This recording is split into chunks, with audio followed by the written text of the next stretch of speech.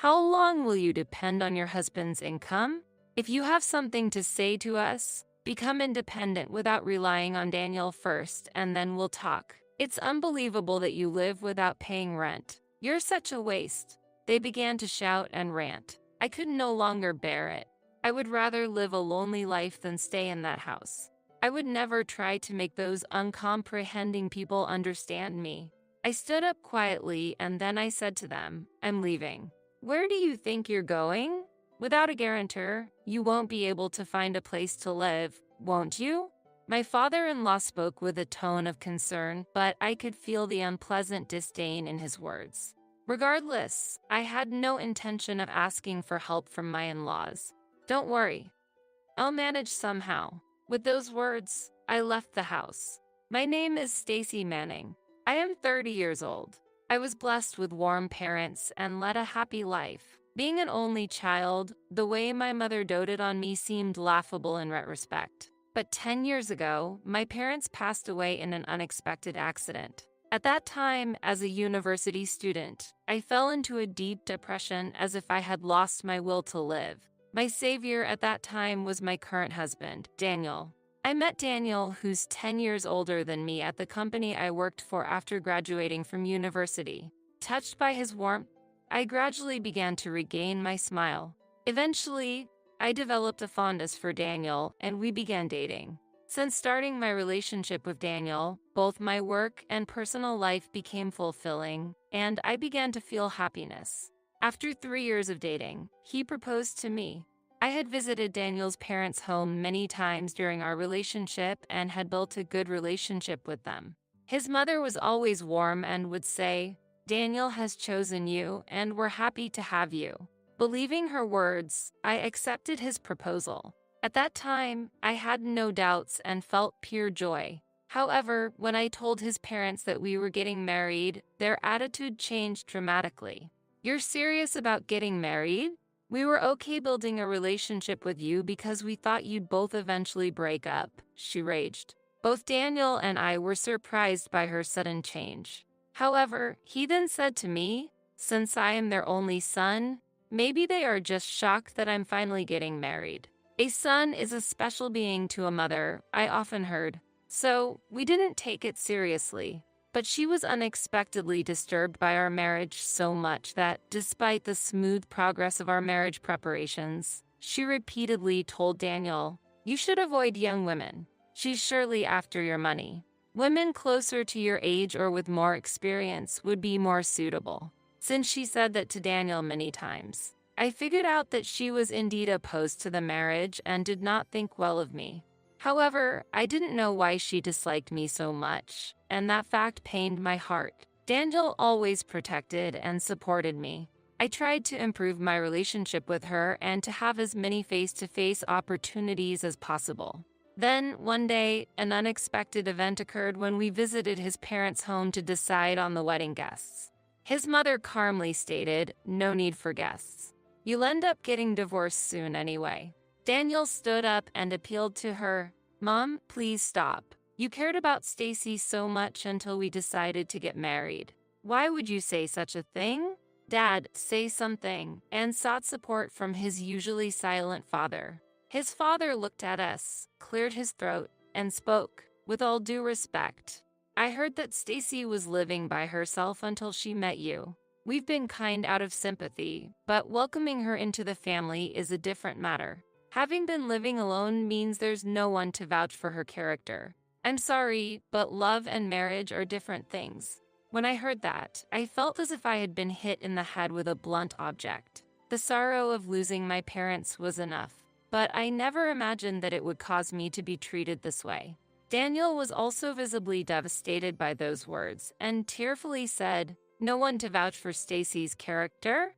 I have been by her side all this time. She is truly warm and kind-hearted. You both said so, didn't you? He appealed to his parents and then fell silent. My heart was also full of pain. Unable to endure the situation any longer, I eventually chose to part ways with Daniel.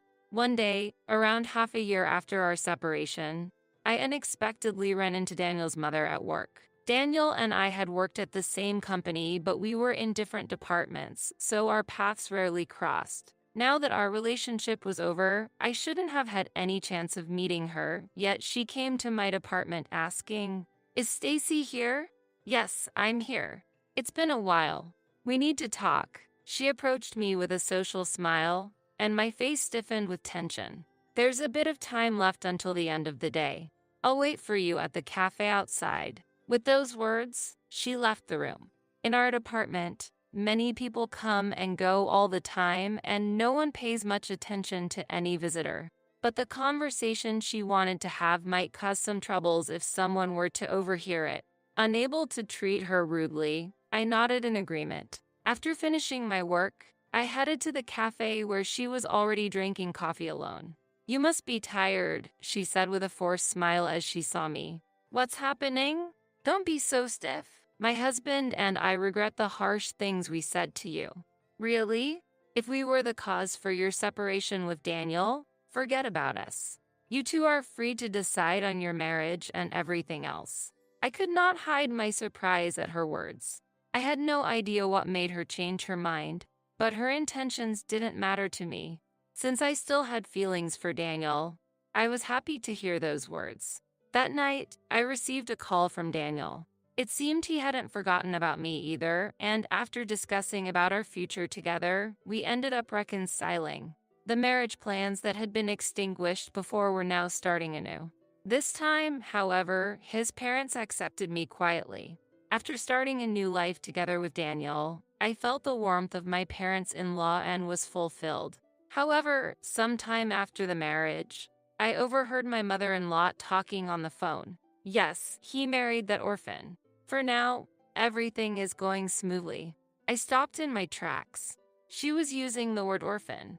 It was the same term she used when she drove me out of the house. I felt bitterness in her words as she used it in her phone conversation then. Unaware that I was listening, my mother-in-law continued her conversation. "I thought an older woman would be better, but as you said, a young wife requires less care. An older woman would also increase the risks of miscarriage. So it's also reassuring in that sense. We took her in despite having been living alone, so she must take good care of us." It seemed she was talking to a friend, but it didn't matter who the other party was. I felt a deep betrayal and despair at her words. My mother-in-law had not truly accepted me. It seemed she had deemed me a usable entity based on a friend's suggestion. Even from that short conversation, I could discern the truth and felt unimaginable sadness. But Daniel believed that his parents had repented their previous actions and had accepted me. I wanted to avoid hurting him, so I decided to keep this fact to myself. Since then, I've maintained a reasonable distance with my in-laws. You can rely more on Mom for housework. Dad will help right away even if it's just to change a light bulb, Daniel would say kindly, but I didn't want to be indebted to my in-laws. "Don't worry, I can handle such things myself." I would decline his suggestions politely every time. A year passed, and as we entered our second year of marriage, we were still working together and living with his parents.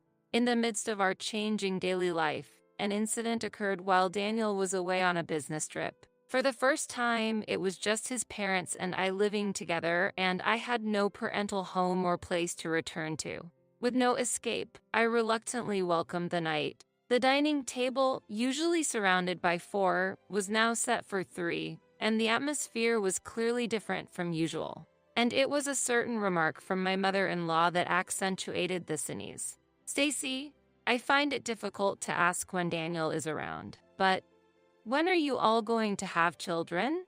"Yes, about that. It's a blessing we haven't been able to receive yet." I had anticipated that question someday, but still, I was taken aback by such a direct inquiry. "You contribute nothing to the household finances, and you don't have any children. I can't see the point of having welcomed you into this house." Seeing my timid demeanor, my mother-in-law expressed her anger. I couldn't say a word back to her. In the past, childless women were called useless and could be driven out of the house. My father-in-law, despite his gentle tone, showered me with harsh words. I just kept silent and continued my meal. However, Perhaps my lack of apology or rebuttal displeased her. In her anger, she stood up and threw the apron I had worn out of the window. I was just dumbfounded by her sudden action. But her bizarre behavior did not stop there. She went around the house, grabbing my belongings at random, and threw them out of the window right before my eyes. Why do you buy such expensive aprons and kitchenware when your cooking skills are mediocre at best? Really? What do you think of Daniel's earnings? Her action of throwing out my belongings was clearly irrational. Yet, she seemed completely unaware of her abnormal behavior. After discarding everything, she said with satisfaction, "We really should have never welcomed an orphan like you into our home. Your silence means your parents must have left this world without giving you proper upbringing." I had remained silent for a long time, but I could not endure those words and expressed my anger. I slammed my fork down on the table and glared sharply at her. Seeing her flinch for a moment, my father-in-law then scolded me loudly as if to back her up. "What are you doing, Stacy? Your attitude is unacceptable. Be grateful you have food to eat. That's only possible because Daniel is here." He continued, "That's right. How long will you depend on your husband's income? If you have something to say to us, become independent without relying on Daniel first, and then we'll talk. It's unbelievable that you live without paying rent. You're such a waste." In response to my defiance, both of them began to shout in anger. I could no longer bear it. I would rather live a lonely life than stay in that house. I would never try to make these uncomprehending people understand me. I quietly stood up. Then I said to them, "I'm leaving." That night, I started preparing to move out. I went out to the garden, picked up my belongings one by one, dusted off the mud on their surface, and packed them in my bag. My in-laws just watched me pick up my things. Their faces seemed to mock me, but they said nothing. The next day, I left the house with my belongings. "I'm leaving. I don't know where you're going, but until the divorce is official, don't cause any trouble," she said. I don't know if that was an appropriate farewell to a daughter-in-law leaving the house or not. However, instead of responding, I simply stood there silently. "Where are you going? Without a guarantor, you won't be able to find a place to live, won't you?" He spoke with a tone of concern, but I could feel the unpleasant disdain in his words. Regardless, I had no intention of asking them for help. "Don't worry, I'll manage somehow." With those words, I left the house. Then the night came. "Stacy, where are you?" When Daniel returned from his trip, it seemed he was informed by his parents that I had left the house. He contacted me in a hurry. "Why did you leave the house? If you have any problems with me, why don't we talk about it? Let's discuss this properly." "What are you talking about? There's nothing wrong with you. The truth is, I was forced out of the house by your parents." "What?" Daniel was silent after hearing my story, obviously surprised. No doubt, his parents must have told him that I left on my own accord. We decided to meet and talk, even if I was determined to get a divorce. We should at least discuss it face to face. When we met up at the arranged place, I opened up to Daniel about the way his parents had been treating me. It must have been hard for him to accept the fact that his seemingly warm parents actually did not accept me at all. Still, he believed me. "I'm sorry I didn't notice the tough time you were going through," he said with tears in his eyes. My heart ached to see him like this. He was a victim too. His happiness was threatened by his own parents. Not wanting to burden Daniel any further, I took out the divorce papers. But upon seeing them, Daniel immediately tore them up. "I'm going to leave that house too. I won't leave you alone." "What?" "From now on, we'll walk our own path, free from my parents. We won't have to be apart anymore." I was moved by Daniel's resolve and could only nod in agreement. Hand in hand, we returned to his parents' house where they had been waiting for us to return. "So, have you already filed for divorce?" My mother-in-law asked Daniel sarcastically upon seeing me. "Did you come back to pick up your stuff? Well, you're still young. You'll find someone else." My father-in-law's words might have been intended as encouragement, but their insensitivity was exasperating. Daniel spoke up boldly. "We're not getting divorced. I'm starting a new life with Stacy. So, we're leaving this place. His parents were shocked and outraged at his declaration. Leave? Why would you leave for someone like her? Mom, how did you even think of driving Stacy out of the house? I can't understand you at all. Upon hearing his retort, she gasped and was at a loss for words. I think it's inhumane to trample on everything Stacy has done for this family. I can't call such people parents. Daniel criticized them with even more vigor. Overwhelmed by his strong tone, my in-laws laughed mockingly as if to tease him upon hearing his words. Ha ha ha. Everything she has done, you say? I have no personal ill will towards Stacy, but to say that she's been supporting us is an exaggeration. Honestly, whether she's here or not makes no difference. That's right. If anything, we've been taking care of her all this time. Indeed, Stacy hasn't been putting her salary into the household, hasn't she? She's just been eating away at your earnings. As they continued to ridicule me, Daniel grew increasingly angry with every word. What are you talking about? Who's been spending Stacy's savings? What? Daniel, I tried to stop him, but he wouldn't be stopped. The living expenses here have all been covered by Stacy. I've been saving my income for the future to be used when we would need to take care of you both. Stacy said this arrangement would make you both happy. Daniel repeated the words I had said at the beginning of our marriage. She promised to take on all the living expenses, and it's thanks to her that we have what we do now. How can you say such things? He emphasized. At this, my parents-in-law looked at each other. As if she couldn't believe it, his mother retorted, Oh, that can't be true. I heard that Stacy has been saving all her salary. Furthermore, his father said, You're saying we can live on her salary alone? That's ridiculous. You've been poisoned by Stacy's words and become a pathetic son. They were screaming in frustration. I couldn't help but feel angry at those words. What Daniel's saying is true. I kept silent out of consideration for the two of you, but I cannot stand by while he is made out to be the villain. Stacy, the truth is, the living expenses were being managed from my parents' inheritance. My father owned a lot of real estate, so even now, we still have rental income coming in. I've been using those funds for our living expenses. It seemed that my in-laws were at a loss for words at this revelation. Their faces turned pale. Their mouths agape. They seemed to be struggling with how to cover up their own blunder. So that's how it was. We didn't understand anything. My mother-in-law tried to laugh it off with a desperate smile toward me. However, that contrived smile was distasteful to me.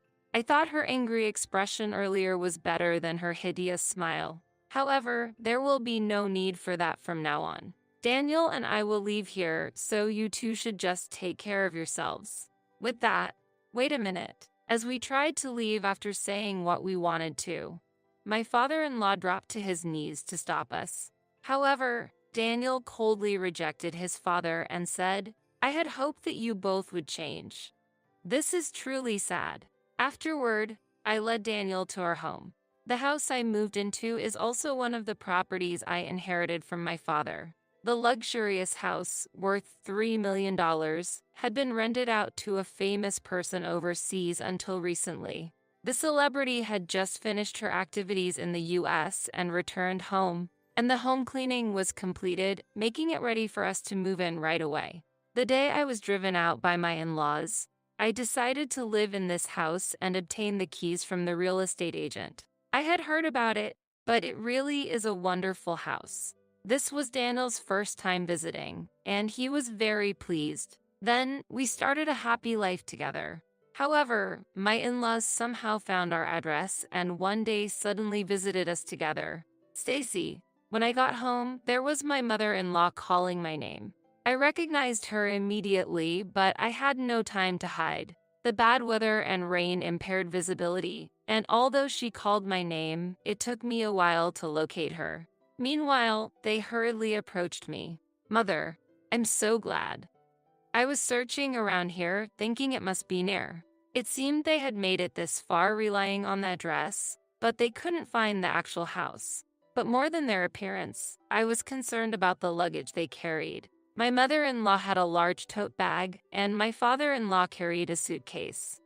Noticing my gaze fixed on their luggages, my mother-in-law looked down at her tote bag. "Oh, this? Actually, we just got back from a trip and bought some souvenirs." Could that really be the case? As I continued to stare silently at them, both of them started speaking apologetically.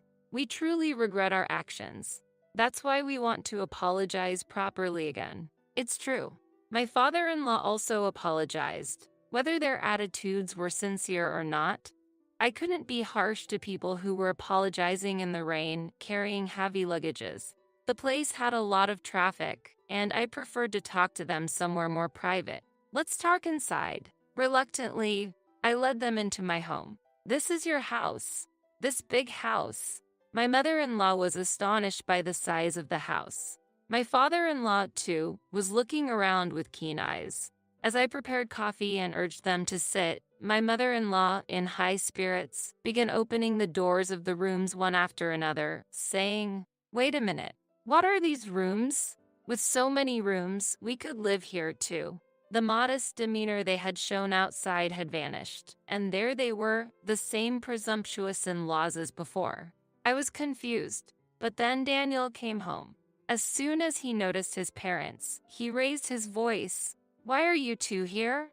and approached them. "Daniel, don't be so angry. We just came to talk. There's nothing to talk about. Please leave." "But you're our son, aren't you? We can live together, can't we?" When my mother-in-law began to say such things, I was disappointed. The apology was nothing but a lie. From the beginning, my in-laws came seeking to live with us. I was deceived by their act and let them into the house too easily. Disappointed in my own carelessness, I looked at Daniel. The three were discussing in the hallway, away from the rooms in the house. Feeling that I was burdening Daniel once again, I suddenly grabbed the large tote bag my mother-in-law brought, slipped through them, headed to the front door, and threw it out into the rain. "What are you doing?" Their argument stopped abruptly at my sudden action. Then, I also threw out the suitcase my father-in-law carried. "How dare you throw out people's luggages?" Unbelievable. My father-in-law's face turned red with anger, and they hurried out into the rain to retrieve their luggage. "I have had my belongings thrown away by you before." My mother-in-law looked surprised at my words, as if remembering her actions. Furthermore, despite being Daniel's wife, I was also driven out of the house. "I would like to ask what kind of nerve you have to want to live with us." "That's why. We came to apologize for that." "No need for apologies. I can no longer think of you two as family. Please do not interfere with us from now on." She then responded angrily. "Daniel is my son. I won't let someone like you take him away." Her insistence was strong, but such a claim would not reach Daniel. "Well, that's that then." Daniel said that with a smile and then closed and locked the front door. His parents, wet under the rain, seemed to have no choice but to return to their own house that day. However, they did not give up and visited us every day. Since Daniel and I were at work during the day, they used this to their advantage and checked around the house for any open windows. I knew this because they had entered through a bathroom window that I had forgotten to close. A passerby had seen them and thankfully called the police. We also had a contract with a security company, so Daniel was immediately notified as the contract holder. The security company contacted me. "It seems there's an intruder at home." Daniel immediately informed me, and we both rushed home. When we arrived, there were already police cars and security company vehicles parked, and many onlookers. We are not thieves. In the midst of it all, there was my mother-in-law being let out by the police. Daniel and I were just dismayed at the sight of her resisting and raising her voice. Daniel, tell the police we are not suspicious people." My mother-in-law called out to Daniel upon seeing us. The police approached us and asked, "Are you the owners of the house? Do you know this person?" Daniel then deliberately answered in a loud voice, "Yes, I am the owner of the house. I would like you to thoroughly investigate what intentions this person had for entering." After he replied calmly, my mother-in-law showed a look of despair. Daniel didn't confirm whether he knew her or not to the police officer. Following his response, the police officer led my mother-in-law toward the patrol car. My father-in-law followed. He avoided eye contact with us, and Daniel didn't try to look at him either. Eventually, both of them were put into separate patrol cars and were taken away by the police. They claimed they didn't steal anything and just wanted to rest in the house. Daniel was shaking with anger, but I decided to use this opportunity to ensure that we would never be involved with them again, and agreed to withdraw the complaint. Since then, my in-laws have kept their promise and haven't come to our house. One peaceful day, sometime after we could live peacefully, I saw my father-in-law being scolded by an older lady while working part-time at the supermarket. It seems they couldn't make ends meet without working. I smiled faintly and discreetly left the scene. When I got home and told Daniel about it, he burst into laughter. If Dad hadn't always listened to Mom, he might have had a better life. It's sad to see he continues to sacrifice himself for her. Indeed, there is some truth to Daniel's words. My father-in-law has never been a man of strong will and always did whatever my mother-in-law asked. This likely led to the current problem. Also, the break-in has become neighborhood gossip, and they're both being shunned now. Mom's pleasant facade was her only asset, and now even that's gone, I do feel a bit sorry for her. Daniel informed me of her current situation, apparently having learned it through a friend. He also told that friend about all the things my in-laws had done to me. The rumors about the mistreatments you received will probably spread fast. It's the end for those two. But they are your family. Are you really okay with this? I asked Daniel, feeling a bit concerned. Then, with a surprised look turning into a gentle smile, Daniel said, "You are my only family, Stacy." At those words, tears welled up in my eyes. But Daniel's family isn't just me. I placed my hand on my stomach and told him, "It's not just me. There's another one." "What?" "I went to the hospital today, and I found out I'm 3 months pregnant." At that, Daniel's eyes widened, and he smiled a blissful smile I had never seen before. Once an orphan, I now have the most precious family of my own. I am determined to cherish this miracle and create a happy family life, so my parents in heaven can be at peace forever.